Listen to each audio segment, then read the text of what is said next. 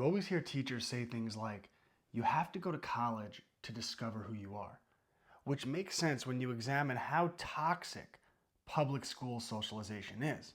Because from bullies to negative influences to the toxic ideologies that other students adhere to, if the school system becomes your child's primary influence, then it's almost guaranteed to be negative.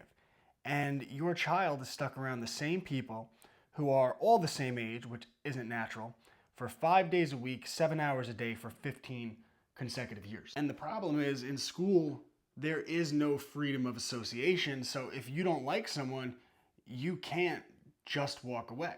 I teach my kids that they should discriminate in life, that if someone's involved in behavior that they don't think is good behavior, then they should walk away and only hang out with people that they're comfortable with. But since you can't walk away, you are stuck with the school bully. And if you try to fight back and defend yourself, you get detention, you get in trouble. So they say, oh, just tell the teacher. Well, the teachers wind up not doing anything, and then you just get labeled as a tattletale, and you get bullied more. And the way it's set up, the public school system becomes more about surviving than discovering who you are.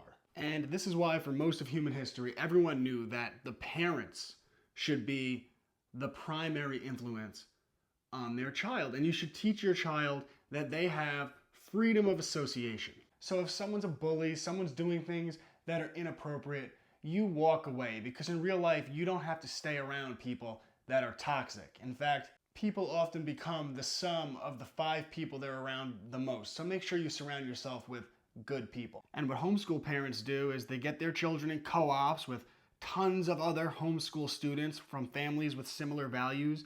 They get them on sporting teams, have play dates, get them out into the real world, and allow your children to follow their interest. So if they're into art, let them study art and learn storyboarding. If they're into writing, let them pursue writing. Here are 4 books published by my 15-year-old student.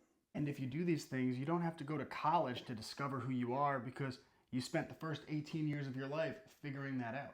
But public school socialization is completely toxic, so children just spend their first 18 years trying to survive. And we as parents can do so much better. Check out my private homeschool community. And Cubs to Bears, books. ClassicalLearner.com